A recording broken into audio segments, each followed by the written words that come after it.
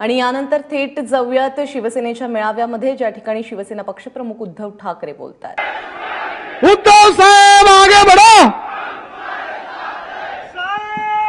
अखंड हिंदुस्थानचे कैवारी प्रलंकार सुपुत्र देव देश धर्म मराठी मनाचा मानबिंदू हिंदू हॉस्पिटलचे शिरोमणी हिंदुस्थानचे एकमेव इंद्रजात सम्राट हिंदू धर्मरक्षक सरसेनापती महानेता शिवसेना प्रमुख श्रीमान बाळासाहेब ठाकरे यांचा साहेब हिंदुत्वाचा बुलंद आवाज अखंड महाराष्ट्राच्या भाग्यविधाता महाराष्ट्रातील तमाम शेतकऱ्यांचे गोरगरिबांचे कष्टकऱ्यांचे कैवारी मराठी मनाचे हृदयस्थान शिवसैनिकांचे दैवत शिवसेना पक्षप्रमुख श्रीमान उद्धवसाहेब ठाकरे यांचा जमलेल्या माझ्या तमाम शेतकरी बांधवांनो, भगिनींनो आणि मातांनो,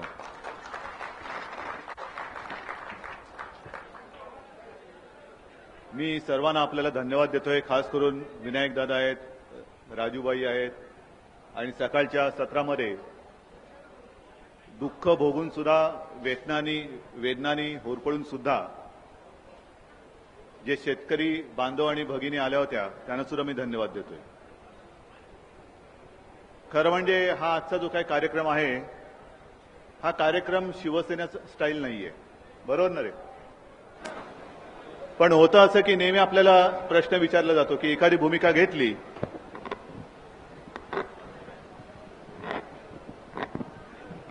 ते खालीच येते, ते काय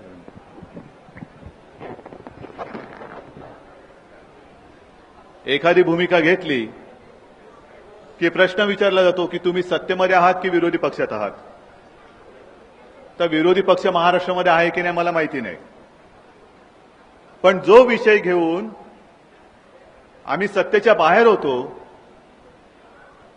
आणि त्यावेळेला आम्ही मोठी आंदोलनं केली होती, कर्जमुक्तीसाठी मोठे मोठे मेळावे घेतले होते, देता की जाता हे आंदोलन पूर्ण राज्यभर केलं होतं, दिंड्या काढल्या होत्या आणि सरकारला सळो की पळो करून सोडलं होतं। आणि आता कालांतराने सरकार बदललं, म्हणायला आपलं सरकार आलं, 2 वर्ष होऊन गेलेली आहेत, 2.5 वर्ष होत आलेली आहेत, चेहरे बदलले पण प्रश्न तेच आहेत। आणि दरवेळेला जे मी सांगतो की मी सत्ता आहे की नाही, माझी सत्ता किंबहुना खुर्ची हिच्याशी बांधील की नाही, माझी बांधिलकी ही माझ्या शेतकऱ्याशी आणि गोरगरिबांशी आहे। आणि जो विषय घेऊन आम्ही लढत होतो, राजूभाई तुम्ही सांगितलं ना, मुख्यमंत्र्यांची आठवण करून दिली की ज्या वेळेला ते विरोधी पक्ष नेते होते तेव्हा त्यांची भाषा काय होती, त्यांची भाषणं काय होती, आणि आता त्यांचं एकदम रूपांतर जे झालेलं आहे अभ्यासू विद्यार्थ्यामध्ये, हे रूपांतर आपण बघितलं, हे घडवलं तुम्हीच आणि आता तर आम्ही सुद्धा। पण सत्ता आल्यानंतर भाषा बदलणारी आमची अवलाद नाही। सत्ता असली काय नसली काय आम्ही आहोत ते तसेच आहोत आणि तसेच राहणार। मगाशी मी सगळ्यांच्या व्यथावेदना ऐकत होतो आणि दरवेळेला एक ते शिवरायाच्या आज्ञापत्रातले एक नमुना देतात की शिवरायाचं आज्ञापत्र काय होतं की गरिबाच्या भाजीच्या देठालाही हात लागता कामा नये, शेतकऱ्याला सुद्धा कसं जपायचं हे शिवरायाने सांगितलं होतं। आणि हे दरवेळेला आपण बोलतो, पण एक गोष्ट विसरतो की बलाढ्य मोगल ज्या वेळेला चालून आले होते, अगदी माझ्या तुळजाभवानीचं सुद्धा पीठ करून टाकलं होतं, तेव्हा शिवराय जे दैवत आपलं उभं राहिलं, त्या शिवरायाचे मावळे हे गोरगरीब शेतकरीच होते, ही ताकद आज सुद्धा शेतकऱ्यांच्या मनगटामध्ये आहे, तुम्ही विसरू नका। हे आता मागण्यांचे बोर्ड खूप झाले, मुळामध्ये काय होतं, आज मी विनायक दादा तुम्ही बोललात ना की मी इकडे पक्षाचं असं काही उंबरटे ठेवलेले नाहीयेत, म्हणून राजूभाईनं सुद्धा बोलवलं, सगळ्यांनी एकत्र आलं पाहिजे। हे असं काही नाही की महाराष्ट्रामध्ये शिवसेनेचा शेतकरी वेगळा, राजू शेट्टींचा वेगळा, यांचा वेगळा नाही। महाराष्ट्र आहे आणि महाराष्ट्राच्या शेतकऱ्यांमध्ये फूट पाडणारे आम्ही कपाळ करंटे नाहीत, अजिबात नाही। शेतकरी माझा सगळं एक आहे आणि जोपर्यंत शेतकरी हा शेतकरी म्हणून मतदान करत नाही तोपर्यंत मी म्हणतो शेतकऱ्याला न्याय मिळणार नाही, अजिबात मिळणार नाही। आणि मग सरकार बदलल्यानंतर हे विषय आहे ते तसेच राहतात, आणखीन पुढे वाढतात. प्रत्येकाची स्वप्न वेगळी असतात. आताचे मुख्यमंत्री आहेत, त्यांचं स्वप्न आहे समृद्धी महामार्ग. आनंद आहे. समृद्धी कोणाला नको असते, पण समृद्धी करणं याचा अर्थ असा नाही की जे आहेत सुखाने असतील की नाही मला माहित नाही, पण थोडंसं समाधानाने जगत असतील, त्यांच्यावरती वरवंटा फिरून आमची समृद्धी येणार असेल ना, तर हा वरवंटा आम्ही सरकारवरनं फिरवल्याशिवाय राहणार नाही. घ्या ना, बोला तुम्ही. जसं मी आज बोलतोय, मी आता तुमचं भाषण संपताना संजयला सांगत होतो की खरं म्हणजे मला आज बोलावंसंच वाटत नाही, कारण सगळं दरवेळेला आम्ही बोलतच असतो. शेतकरी कर्जमुक्त झालाच पाहिजे, झाला पाहिजेच. करणार कोण? मग काही जण सांगतात की शेतकऱ्याला कर्जमुक्त करणं हा एक म्हणजे काय तात्पुरता इलाज आहे. असेल, पण तो इलाज तरी करा ना, तात्पुरता तरी करा. बाकीचा इलाज कधी करणार तेव्हा करा. आणि जसजसं सरकार हे पुढे सरकतंय, एक एक एक एक गोष्टी पुढे येत आहेत. मी मुद्दामून हा एक लेख घेऊन आलो इकडे की मधल्या काळामध्ये रावसाहेब दानवे जे बोलले, रडतायत साले. मला शेतकऱ्यांना एक सांगायचंय, खरं म्हणजे माझ्या तळपायची आग मस्तकात गेले, तुमच्या गेले की नाही? रडतायत साले. आता यापुढे माझा शेतकरी रडणार नाही, तो रडवणार आणि साल्यांची सालपटं काढणार. आता रडणारा शेतकरी महाराष्ट्रामध्ये दिसणार नाही. आणि मगाशी तो कुठे गेला शेतकरी विजय, ते आस्ती कलश घेऊन फिरतायत. ही काय महाराष्ट्राची संस्कृती, आपल्या शेतकऱ्यांच्या आस्ती घेऊन फिरण्याची ही वेळ महाराष्ट्रावरती यावी? जो माझा महाराष्ट्र एवढा समर्थ आहे की जो देशाला सुद्धा नाही म्हटलं तरी पीक पाण्यामध्ये देशाला पोचू शकतो, त्या माझ्या महाराष्ट्रामध्ये आमच्या नशिबी आमच्या आत्महत्या करणाऱ्या शेतकऱ्यांच्या आस्ती घेऊन त्याच्या कलशाच्या यात्रा काढण्याचे दिवस यावेत. आणि मग चीड इकडेच येते की सर्वे चाललेले आहेत. कसला सर्वे चाललाय? की जर का आता मध्यावधी झाल्या तर आम्हाला मतं किती पडतील, असं मला वाटतं भाजपचा सर्वे चाललेला आहे. कसला सर्वे घेत आहे? दिले ना तुम्हाला सगळं. आणखीन जर का तुम्हाला पाहिजे असेल तर मी आज जाहीर करतो, शेतकऱ्यांचं कर्ज माफ करा, तुम्ही मुक्त करा शेतकऱ्याला. मी माझे सगळे मंत्री बाहेर येतील आणि बाहेरून तुम्हाला पूर्ण मदत करतील. मी सरकार पडू देणार नाही. नको मला सत्तेची एक सुद्धा खुर्ची नको. तुम्हाला निवडणुका जर एवढ्यासाठी पाहिजे असतील की उरली सुरली सत्ता सुद्धा स्वतःला पाहिजे, मी आज तुम्हाला सत्ता देऊन टाकतो. निवडणुका कशाला घेता? पण माझा पक्ष किती मजबूत होईल? प्रत्येक मतदारसंघामध्ये 5,000ची फौज पाठवणार, 40,000ची फौज पाठवणार आणि निवडणुका पुढच्या कशा जिंकणार? फक्त एकच, गाडीवरचा दिवा विजला तरी डोक्यातला दिवा विजत नाही. यांच्या डोक्यातला दिवा जोपर्यंत तुम्ही विजवत नाही, ही दिवा स्वप्न जोपर्यंत तुम्ही नष्ट करत नाहीत, तोपर्यंत तुमच्या घरातला दिवा पेटणार नाही. हे शेतकऱ्यांनी पहिलं लक्षात घ्यायला पाहिजे. माझा पक्ष किती मजबूत होईल, माझा पक्ष सत्तेवर येणार की नाही, म्हणून तुम्ही सर्वे घेताय. शेतकरी का टाळं फोडतोय त्याचा पहिला सर्वे घ्या. आणि म्हणून मी जे आज ठरवलं की याच्या पुढे फक्त एकतर्फी मन की बात आम्ही ऐकणार नाही. माझ्या शेतकऱ्याला सुद्धा मन आहे आणि त्याचं सुद्धा मन बोलतं आहे. ते बोलतं करण्यासाठी आज शिवसेनेने आज हे अभियान सुरू केलेलं आहे. माझा शेतकरी आता बोलेल. तुम्ही काय बोलताय? तुम्ही बोलताय त्या शिव्या शाप आम्ही ऐकत आलो. आता माझा शेतकरी, अरे याचं जरा जरी तुम्ही भलं केलं ना तरी हा महाराष्ट्रातला शेतकरी आहे, हा तुम्हाला शिव्या शाप देणार नाही. दिलं तर तुम्हाला आशीर्वादच देईल. ही याची संस्कृती आणि याची एक परंपरा आहे. पण तुमचं ऐकायलाच कुणी तयार नाहीये. आज राजूजी तुम्ही निघालेल्या आहात, क्लेश यात्रा तुम्ही काढता आहात. दुसरे शेतकरी संपावरती निघालेले आहेत. तिसरे शेतकरी इकडे समृद्धी महामार्ग रद्द झालाच पाहिजे म्हणून टाहो फोडतायत.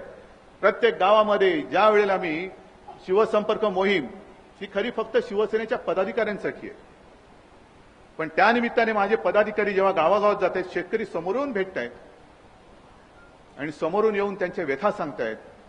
तूर डाळ, तूर तूर तूर, आम्ही फक्त सत्ता तूर, बाकी काय, आणि शेतकरी चिंता तूर. या दोनच तुरी आम्हाला माहिती आहेत. एका बाजूला सत्ता तूर झालेले, सत्ता मिळाली तरी अजून सत्ता पाहिजे, पण शेतकऱ्याची चिंता दूर कोण करणार?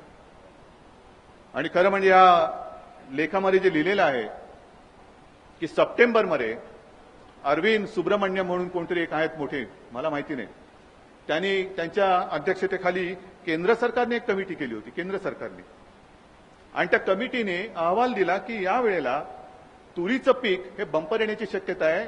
केंद्राने आणि राज्याने युद्ध पातळीवरती तयारी केली पाहिजे. युद्ध पातळीवरती तयारी केली पाहिजे. तुरीचं पीक हे बंपर येणार आहे. आलं बंपर, दिसतंय आता. मधल्या काळामध्ये जे काही झालं की शेतकऱ्यांना थेट आम्ही बाजारपेठ निर्माण करून देणार, गावागावामध्ये नव्हे शहरामध्ये सुद्धा मधले सगळे आडते, मधले व्यापारी, मधले दलाल हे बाजूला करून शेतकरी थेट त्याचा शेतमाल घेऊन हा शहरामध्ये येईल. झाले मोठे मोठे समारंभ झाले. मग तुमचे सदाभाऊ सुद्धा तिकडे जाऊन बसले, त्यांनी ते सगळं उद्घाटन केली. हे सगळं झाल्यानंतर का माझ्या शेतकऱ्याला रस्त्यावरती कांदा ओतावा लागतोय? का माझ्या शेतकऱ्याला रस्त्यावरती तूर जाळावी लागते? ज्या रस्त्याने तो मुंबईमध्ये येऊ शकतो त्याच रस्त्यावरती त्याला हे का करावं लागते? ह्याचं कारण, हे नुसतं कारण विनायक दादा तुम्ही म्हणालात तसं हे एक कारण नाहीये, 10 तोंड नाहीये. हल्लीचा मॉडर्न रावण त्याला सहस्त्र तोंड आहेत आणि म्हणून आपल्याला त्याच्या बेंबीचा वेध घेऊन एकदाच रावणाला खाली आणायचंय. ती तोंड आणखीन वाढत चाललेली आहेत. शेतकऱ्याच्या हातामध्ये काय मिळेल, कधी मिळेल, त्याच्या आधी पेट्रोल आणि डिझेलचे भाव वाढलेले आहेत. माझं ज्ञान हे अत्यंत माफक आहे, मोजकं आहे. मला तुम्ही सांगा, ज्या शेतकऱ्यांनी तूर घेतली असेल, कांदा घेतला असेल, आणखीन काय काय जी पिकं घेतली असेल आणि या मधल्या काळामध्ये जर का ह्या पेट्रोल आणि डिझेलचे भाव वाढले, त्याचा वाहतुकीचा खर्च वाढल्यानंतर त्याला जो अपेक्षित भाव आहे तो मिळणार आहे का? त्याला नाही मिळणार आहे. मग त्याचं उत्पन्न जे आहे ते त्याचा भाव तसाच राहणार. तो वाढल्यानंतर महागाई वाढते, पण महागाई वाढवायला शेतकरी कारणीभूत नाही, सरकारची ही दळबद्री धोरणे आहेत ती कारणीभूत आहेत आणि ती आमच्या शेतकऱ्याच्या मुळावरती येत आहेत. कधी हा विचार केला की पेट्रोलचा भाव वाढला, डिझेलचा भाव वाढला म्हणजे शेतकऱ्याला जे काय मिळतंय ते पण आता जाणार आहे. तुम्हाला पेट्रोलचे पैसे मिळतील, पण शेतकऱ्याला तुरीचा भाव कोण देणार? आणि मग तूर खरेदी सुरू करा म्हटल्यानंतर शेवटचा दाणा असेपर्यंत आम्ही तूर खरेदी करू, केंद्र उघडली जातील म्हणून मुख्यमंत्र्यांनी जाहीर केलं. खरेदी केंद्र उघडली नाही उघडली मला कल्पना नाही, पण ती खरेदी केंद्र उघडली आणि त्याच वेळेला ते बोलले की आम्ही शेतकऱ्याकडनं तूर घेऊ, व्यापाऱ्याकडनं घेणार नाही. मग त्याच्यानंतर आणखीन ते बोलले की आता आम्ही सॅटेलाइट मॅपिंग करणार. बरोबर ना? की बाबा प्रत्येकाची शेती किती आहे, त्या शेतीमध्ये खरंच एवढं पीक येऊ शकतं का, त्या शेतीचं मॅपिंग आणि त्यांनी आणलेली तूर याचं ताळतंत्र जमतंय का, हे सगळं आम्ही बघू. आणि त्याच्यामध्ये आमच्या असं लक्षात आलेलं आहे की तूर खरेदीमध्ये घोटाळा झालेला आहे. माझा शेतकरी हा घोटाळेबाज आहे. आयात केली कोणी तूर? शेतकऱ्यांनी केली. डाळ आयात केली का तुम्ही आयात केलेली आहात? पण मी म्हणतो जर का घोटाळा शोधायचा असेल ना, तर तुरीचं बंपर पीक येणार आहे हे सांगून सुद्धा ज्या कोणत्या सुपीक डोक्यातनं डाळ आयात करण्याची कल्पना काढलेली आहे त्या डोक्याचं पहिल्यांदा मॅपिंग करा आणि घोटाळा तिकडे झालाय, तुमची तूर आयात करण्यात, डाळ आयात करण्यामध्ये घोटाळा झालाय, त्या घोटाळबाजांना तुम्ही शिक्षा करा. ते कोण आहेत? शेतकऱ्यांचे सखे सोबती आहेत का तुमचे सखे सोबती आहेत?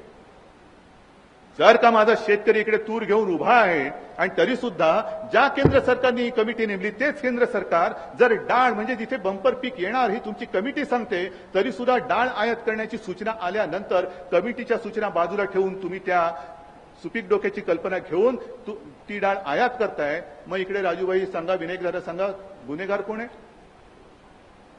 गुन्हेगार कोण आहे? आणि मग हे अशाच सगळ्यांच्या व्यथा वेदना आम्ही ऐकायच्या. समृद्धी महामार्गाचं तेच आहे. पहिल्यांदा ज्यावेळेला मी बातमी वाचली, मी एकनाथ शिंदेने तिथे पाठवलं, कारण तो आपल्या खात्याच्या माध्यमातून तो होणार आहे. मुंबई ते नागपूर थेट आनंद आहे. दोन्ही माझ्या राजधान्या आहेत, दोन्ही राजधान्या जवळ आल्याच पाहिजेत. पण त्या जवळ येताना या सगळ्यांचा सत्यानाश करून त्या जवळ याव्या अशी माझी इच्छा नाहीये. पण कोणाला काहीतरी स्वप्न पडतात. तसंच एक स्वप्न मुंबई ते अहमदाबाद बुलेट ट्रेन. तुम्ही जाणार का रे अहमदाबादला? जाणार? अहमदाबादला कांदा घेऊन जाणार का? अहमदाबादला डाळ घेऊन जाणार का? अहमदाबादला काय चिकू घेऊन जाणार का? मोसंबा घेऊन जाणार तुम्ही? काय माझ्या महाराष्ट्राला मुंबई आणि अहमदाबाद बुलेट ट्रेनचा फायदा किती आहे? किती माझ्या महाराष्ट्रातला मराठी माणूस असेल किंवा माझा शेतकरी असेल तो अहमदाबादला जाणार आणि त्याचा उद्योगधंदा घेऊन करून पुन्हा मुंबईला आणि महाराष्ट्रामध्ये येणार? मग कशाला तुम्ही प्राधान्य देताय? शेतकऱ्यांनी कधीतरी कर्जमुक्तीसाठी टाव फोडल्यानंतर तुमच्या खिशाला भोकं पडतात. आणि मग तुम्ही ते जे त्यावेळेला सांगितलं होतं की बस तुम्ही मला सत्ता द्या, स्विस बँकेतला मी काळा पैसा आणून प्रत्येकाच्या खात्यामध्ये 15-15 लाख रुपये टाकीन बोलले होते ना. मग चला मी माझी कर्जमुक्तीची मागणी मागे घेतो आणि पुन्हा तुमचंच वचन मी तुम्हाला आठवून देतो, शेतकऱ्याला कर्जमुक्त करू नका, पण त्यांच्या खात्यामध्ये स्विस बँकेतले 15-15 लाख रुपये टाका ना. आहे का काहीतरी करण्याची तुमच्यात हिंमत आहे का? बरं, ही कर्जमुक्तीची मागणी आहे ही 10-15 वर्षापूर्वी पहिल्यांदा शिवसेनेने केली होती. राजूभाई तुम्हालाही माहिती आहे, तुम्ही सोबत होतात, सगळे शेतकरी सोबत होते. बरं येतोय आता? माईकच्या जवळ जायला पाहिजे. बरं ठीक आहे, मी सध्या शेतकऱ्यांच्या जवळ जातो जिकडे मला माईकची गरज लागता कामा नये.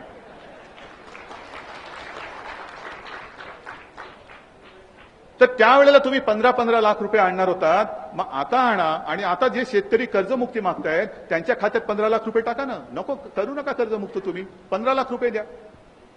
पण शेतकरी तुमची भीक मागत नाहीये, एवढं लक्षात ठेवा. तुमच्याकडे भिकेला लागलो तो वाडगा घेऊन आलेला नाही, तो मागतोय त्याच्या हक्काचं मागतोय.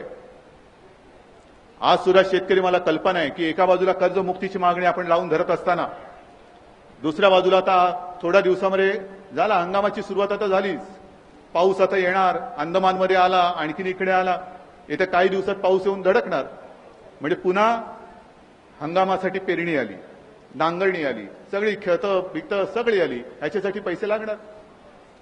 मग तुमचा शब्द आहे तो पुनर्गठन कर्जाचं.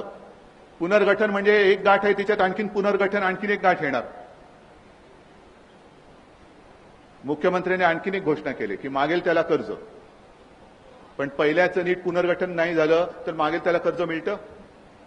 जिल्हा बँकेत गेला तर तुम्हाला पैसे मिळतात, एटीएम मध्ये गेला तर तुम्हाला पैसे मिळतात. बरं पहिलं मला सांगा, कारण काय झालंय की बऱ्याचदा असं वाटतं की आपल्याला काही कळत नाही. कारण नोटबंदी झाल्यानंतर 2 दिवसात पहिल्यांदा बोलणारा मूर्ख मीच होतो.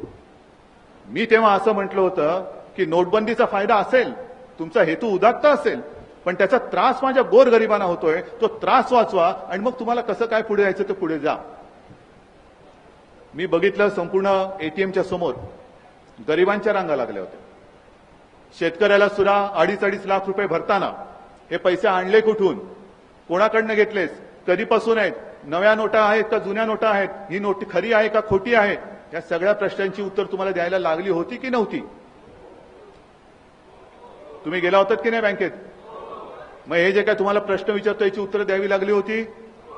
मग मला तुम्ही सांगा की ज्या शेतकऱ्याला मुळामध्ये इन्कम टॅक्स नाहीये त्याच्याकडे काळा पैसा कुठून येईल?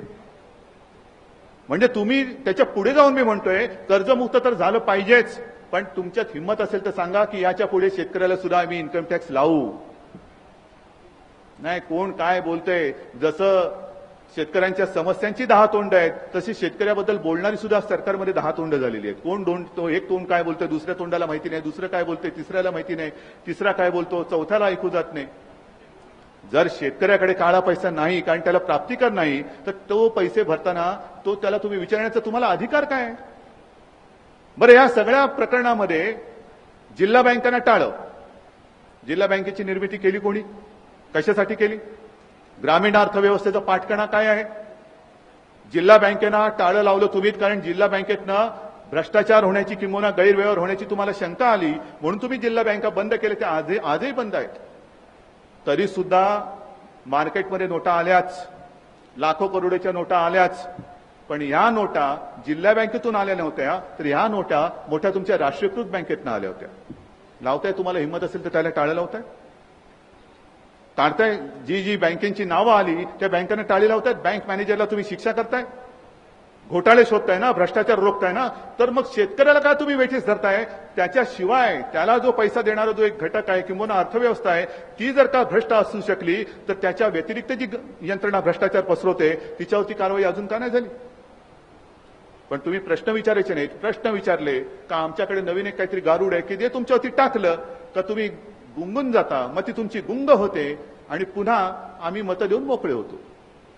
आणि ते दिल्यानंतर माज एवढा चढतो की तुम्हाला साले म्हणा, काही म्हणा, फटकवा, गोळ्या घाला, नाही तरी सुद्धा तुम्ही काहीतरी चांगलं कराल, मारा आम्हाला पण काहीतरी चांगलं कराल. या आता अंधविश्वासातून बाहेर या तुम्ही. शिवसेना आजपासून या अभियानाला मी मुद्दामून अजूनही आंदोलन हा शब्द वापरत नाही. आणि मला कल्पना आहे, मगाशी जे मी बोललो की ही जी काही पद्धत आहे ही शिवसेनेची स्टाईल नाहीये. बंद हॉलमध्ये शेतकऱ्यांचा हा मेळावा नाहीये. शेतकऱ्यांचा मेळावा होईल तो लाखोंचा होईल, लाखोंचा होईल, राज्यभर होतील. पण ही वाटेल कोणाला तरी छोटीशी गोष्ट, ही ठिणगी आहे लक्षात ठेवा. ठिणगी छोटी असते पण जर का ती भडकली तर वणवा पेटवते. उद्याचा वणवा पेटू नये असं जर का वाटत असेल तर आज या ठिणगीकडे लक्ष द्या. माझी इच्छा नाहीये वणवा भडकवण्याची, मलाही हौस नाहीये की महाराष्ट्रामध्ये काहीतरी अशांतता पसरवायची. पण जे धुमसतंय, जे मला समजतंय ते मी आणखीन शेतकऱ्यांना सांगतोय की बाबा आम्ही जे काय समजतोय खरं आहे की खोटं आहे हे तुम्ही तुमच्या तोंडातनं तुमच्या मुखातनं एकदा सांगा. आणि म्हणून मला असं वाटतं की मी कर्जमुक्त होणारच, च हा शब्द लावणं गरजेचं आहे. कारण विनायक दादा तुम्ही यशवंतरावांची आठवण सांगितली तेव्हा यशवंतरावांची संयुक्त महाराष्ट्राच्या वेळेची आठवण सुद्धा आहेच. तेव्हा आचार्य आत्रे म्हणाले होते की मुंबईसह संयुक्त महाराष्ट्र झालाच पाहिजे. आणि यशवंतराव चव्हाण मला वाटतं तेव्हा मुख्यमंत्री होते. यशवंतरावांनी विचारलं आत्रेंना की का हो हे झाला पाहिजे, ठीक आहे, च कशाला लावता? त्याला च तुम्हाला महत्व वाटत नसेल तर तुमच्या नावातलं च काढून टाका, राहतं काय ते बघा. आता जे काय राहील ते हातात घेण्याची वेळ या सरकारने आमच्यावरती आणू नये. नाही तर आम्ही तेही घेतल्याशिवाय राहणार नाही. पण झालाच पाहिजे. आणि त्या अभियानातून इथे शिवसेनेचे आमदार, खासदार, मंत्री आलेले आहेत. ज्यांना मी सांगितलं तुम्ही आता जे पुढचं अभियान आहे त्याच्यामध्ये आमदार, खासदार, मंत्री म्हणून वागायचं नाही. शिवसैनिक तुमच्यातला जिवंत आहे, तो जिवंत शिवसैनिक मला महाराष्ट्राला दिसला पाहिजे. साधारणतः हे अभियान 1 महिना मला चालवायचंय. कल्पना अशी आहे की महाराष्ट्रामधला प्रत्येक शेतकरी त्याच्यामध्ये सहभागी झाला पाहिजे. कारण आम्ही लढायला उतरू, एकदा लढायला उतरल्यानंतर मागे फिरणार नाही. तुम्हाला न्याय मिळून दिल्याशिवाय मी स्वस्थ बसणार नाही. मग तो समृद्धी मार्ग असो, शेतकऱ्यांची कर्जमुक्ती असो किंवा अन्य कोणतीही शेतकऱ्यांचे प्रश्न असो, मी एकदा शब्द दिला म्हणजे दिला. जी परंपरा आज माझ्या हातामध्ये काही नाहीये. अनेक जण जे माझ्याकडे येतात, आज सुद्धा इकडे अनेक जणांनी मला निवेदनं दिली, विनंत्या केल्या. मी सगळ्यांना सांगतोय की तुम्ही रिकाम्या हाताकडे सगळ्या विनंत्या केलेल्या आहेत. माझ्या हातामध्ये तुम्हाला देण्यासारखं आज काही नाहीये, फक्त देण्यासारखी आहे ती साथ आहे सोबत, आणि ती मी दिल्याशिवाय राहणार नाही. शेतकऱ्यांच्या सोबत कोणीतरी आहे हे सांगण्यासाठी मी मुद्दामून इथे आलेलो आहे. आणि म्हणून ज्या अभियानाची मी सुरुवात करतो आहे, हे अभियान म्हणजे एक तुमच्या शेतकऱ्यांच्या वतीने माननीय मुख्यमंत्र्यांना एक पत्र आहे. आणि या पत्राच्या पाठीकडे काही प्रश्न आहेत. आणि हे प्रश्न शेवटी सत्तेमध्ये असल्यानंतर आम्ही सुद्धा एक सर्वे घ्यायला पाहिजे की ज्या ज्या निर्णयाला आम्ही हो म्हटलेला आहे किंवा जे जे निर्णय केंद्राने आणि राज्य सरकारने घेतलेले आहेत, ज्या ज्या योजना, आता काल परवाकडे ते झालं, कुठे गेले ते संपावर निघालेले शेतकरी? मगाशी होतं ना इकडे तुम्ही, हा, तुमच्यामध्ये सुद्धा फूट पडली ना. म्हणजे तुम्ही नव्हता विनायकदादा राजूभाई, हे विरोधी पक्ष हा आपला असा आहे आणि तो आमच्यावरती टीका करतोय की शिवसेनेने हिंमत असेल तर सत्ता सोडावी. अरे सत्तेवरती लाथ मारायला मला एक क्षणाची विलंब लागणार नाही. पण जी लोक आमच्यावरती आरोप करतायत की हिंमत असेल तर सत्ता सोडा, आणि दुसऱ्या दिवशी बातमी येते यांची आणि मुख्यमंत्र्यांची गुप्तगू झाली, कधी येत्या भाजपामध्ये. हे असे नालायक लोक विरोधी पक्ष म्हणून बसले असतील तर तुम्हाला न्याय मिळवून देण्याची जबाबदारी कोणाची? आणि म्हणून मी आज माझं कर्तव्य म्हणून तुमच्या सोबत येत आहे. ज्या योजनांचा पाऊस म्हणजे खाली दुष्काळ, जलयुक्त शिवारमध्ये त्याच्यामध्ये सुद्धा घोटाळा त्या योगेशने बाहेर काढलेला आहे. मग तिकडे ठणठणाट, पण योजनांचा पाऊस, घोषणांचा पाऊस, या पावसाने तुमचं शिवार भरलं असेल, तुम्ही त्याच्यावर लिहा की हे बरोबर आहे, आम्हाला या शिवाराचं संपूर्ण आमचं तुडुंब भरून वाहत आहे, आम्हाला कसलीही काही व्यथा नाही, वेदना नाही, आम्ही सुखी आहोत. नोटाबंदीचा त्रास झाला की नाही झाला? झाला नसेल, आनंद आहे. इतर ज्या काही घोषणा आहेत, ज्या काही योजना आहेत, त्याचा तुम्हाला उपयोग झाला असेल आणि तुम्ही सुखी असाल तर मला आंदोलन करण्यासाठी म्हणून मी काही हाऊस घेऊन इकडे आलेलो नाहीये. हे आंदोलन उद्याचं जर का झालं ते माझ्या शेतकऱ्यासाठी होणार आहे आणि त्यावेळेला मात्र मला तमाम शेतकरी एक पाहिजे. होणार आहेत एकत्र? तिथे आजपासूनही सुरुवात झाली. राजू शेट्टी सोबत आहेत, सगळे सोबत आहेत. ते आता ह्या पहिल्या टप्प्यामध्ये ते त्यांची यात्रा काढतायत. 1 महिना आपलं हे अभियान झाल्यानंतर संपूर्ण महाराष्ट्राचा प्रचंड मोठा लॉंग मार्च मला घेऊन विधानसभेवरती जायचंय. सोबत येणार आहात आणि हे एवढ्यापुरतं मर्यादित राहता कामा नये. तुम्ही जिथून जिथून आला असाल, ज्या ज्या गावातनं आला असाल, त्या त्या गावामध्ये जा. प्रत्येक शेतकऱ्याच्या तुम्हाला घरामध्ये जावं लागेल, आवारात जावं लागेल, शिवारात जावं लागेल, बांधावर जावं लागेल, बाजारात जावं लागेल आणि प्रत्येक शेतकऱ्याला एक धीर द्यावा लागेल. तू आता घाबरू नकोस, शिवसेना आहे तुझ्या पाठीशी. कर्जमुक्त होत नाही कसं? आम्ही करून घेतल्याशिवाय राहणार नाही. या निर्धाराने आपण पुढे गेलं पाहिजे. आणि म्हणून ते जे काय पत्र आहे, आपण हे कोण वाचतंय?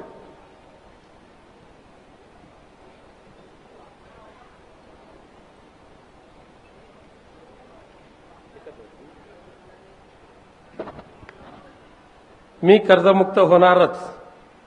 प्रिय देवेंद्र भाऊ, कोपरापासून दंडवत. जय महाराष्ट्र. प्रिय मुख्यमंत्री साहेब, आपणास प्रत्यक्ष भेटून गाऱ्हाणे मांडण्याची इच्छा होती, पण भीती वाटते. मंत्रालयाच्या 6व्या मजल्यावर शेतकरी गाऱ्हाणे मांडायला गेला की त्यास तुमचे पोलीस गुरासारखे मारतात व फरफटत आणून बाहेर फेकतात. भाऊ, आम्हा शेतकऱ्यांची पार दैनावस्था झाली आहे. जगणे हेच रोजचे मरण झाले आहे. अस्मानीचे संकट तर गेल्या 3 वर्षापासून सुरूच आहे. पाऊस नाही, पाणी नाही, गुरांना चारा नाही, तर पीक कुठे बरे आले झाले. द्राक्षे, मोसंबी, डाळिंब तरारलाय म्हणायचा तर अवकाळी पाऊस. गारपिटीने ते सुद्धा उद्ध्वस्त होते.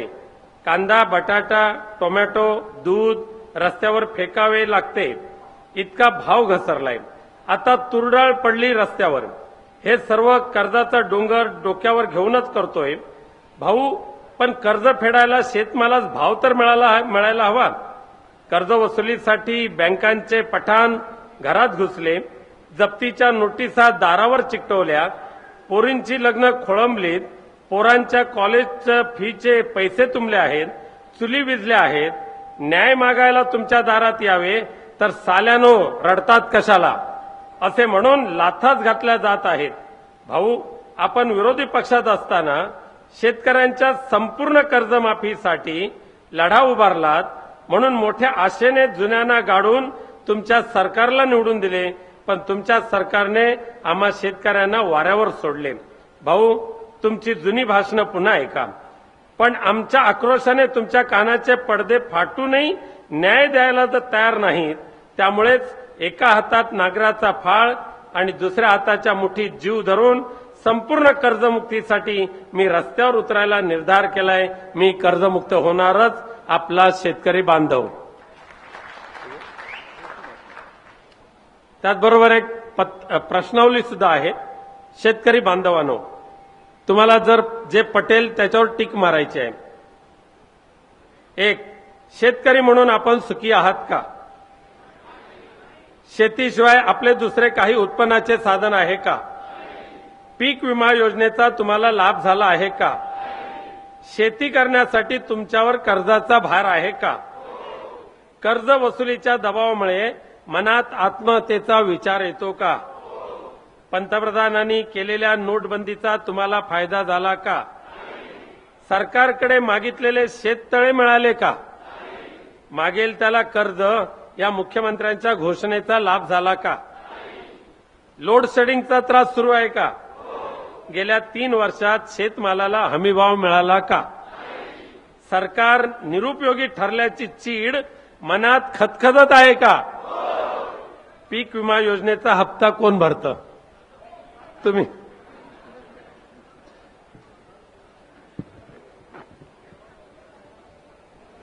मला वाटतं प्रश्नाची उत्तर तुम्ही अभ्यास करून दिली असावीत. काही याही प्रश्नांना उत्तर द्यायला तुम्हाला अभ्यास करावा लागेल. कारण हे मोठे काय अभ्यास करून उत्तर देण्याचे प्रश्न नाही. हे सर्वसामान्य जे काय भोगतायत ते सगळं जे आम्हाला दिसतंय त्याचे प्रश्न आहेत. आणि हे प्रश्न याची अपेक्षित उत्तरं मिळण्यासाठी म्हणून आम्ही सत्तांतर केलं होतं. आहेत ते प्रश्न वाढवण्यासाठी सत्तांतर केलं नव्हतं. आणि म्हणून मला असं वाटतं की शिवसेना तुमच्या सोबत आहे. आता प्रत्येक शेतकऱ्यांनी गावागावामध्ये मनामनामध्ये हेच बोललं पाहिजे की मी आता रडणार नाही, मी आता रडवणार. आता महाराष्ट्रामध्ये रडणारे शेतकरी मिळणार नाही. मगाशी ज्या त्या माता भगिनी त्यांचे अश्रू मी बघितले. काय उत्तर काय मी त्यांना देऊ? आम्ही सत्तेमध्ये आहोत, काय उत्तर देऊ त्यांना? आज सुद्धा न जाणो दुर्दैवाने आपण इकडे बसलो असताना, हा संपूर्ण आपला कार्यक्रम चालू असताना राज्यात कदाचित आत्महत्या घडली असेल, घडतही असेल. कोण त्याला उत्तर देणार? कोणाची जबाबदारी आहे? आणि म्हणून आत्महत्येचा विचार मनात येतोय का हा प्रश्न एवढ्यासाठी मी त्याच्यात टाकायला लावला की आपलं काम हेही आहे की आत्महत्या कोणी करू नका, आत्महत्येचा विचार सुद्धा मनात आणू नका. दुर्दैवाने बिचाऱ्याने ज्यांनी आत्महत्या केल्या त्यांची कुटुंब, त्यांची घरदारं कशी उघड्यावर पडले ती बघा. एकतर आधीच घराला कोणी वाली नाही आणि जो घरातला करता करविता असेल तोच जर का गेला तर घर उघड्यावरती पडेल. म्हणून पहिल्या प्रथम शेतकऱ्यांना एक सांगा की आता कृपा करून लढू, आपण तुमच्या हक्काचं मिळवून देईन, पण आत्महत्या करण्याचा विचार तुमच्या मनाला सुद्धा शिवता कामा नये. आणि म्हणून मी एवढंच म्हणतोय की राजूजी तुम्ही सोबत आहात, आम्ही तुमच्या सोबत आहोत. समृद्धी महामार्ग तुमच्या ज्या काही मागण्या आहेत लढणार का तुम्ही? नाहीतर अनेकदा असं होतं, हे सुद्धा मी जाहीर सांगतो की जागा देणार नाही म्हणून तुम्ही आधी रस्त्यावरती येता, आम्ही तुमच्या सोबत येतो आणि मग कोणतरी येऊन तुम्हाला पटवतं आणि मग सगळं काही होऊन जातं. तसं करू नका. जी तुमची मागणी असेल त्या मागणी सोबत शिवसेना राहील. मग समृद्धी महामार्गाचा असेल, कर्जमुक्तीचा प्रश्न असेल, भारनियमनाचा प्रश्न असेल, आणखीन कसलाही प्रश्न असेल,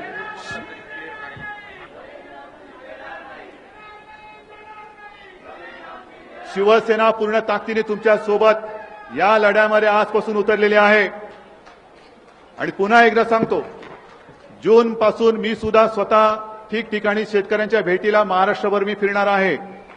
ऊन असो, पाऊस असो, काही असो, जिथे जिथे माझा शेतकरी असेल त्या प्रत्येक ठिकाणी, बांधावर तर बांधावर असेल, प्रत्येक ठिकाणी मी शेतकऱ्यासोबत जाऊन बसून त्याच्याशी बोलल्याशिवाय राहणार नाही. पण आता मला शेतकऱ्यांनी एक वचन दिलं पाहिजे की तुम्ही आता सगळ्यांनी शेतकरी म्हणून तुमची वज्रमूठ एकत्र आवडणार आहात की नाही? ही वज्रमूठ जी आहे, ही वज्रमूठ आवडल्याशिवाय तुम्हाला न्याय मिळणार नाही. आणि ही वज्रमूठ, तिला न्याय मिळवून देण्याचं वचन शिवसेना तुम्हाला देत आहे. जय हिंद, जय महाराष्ट्र.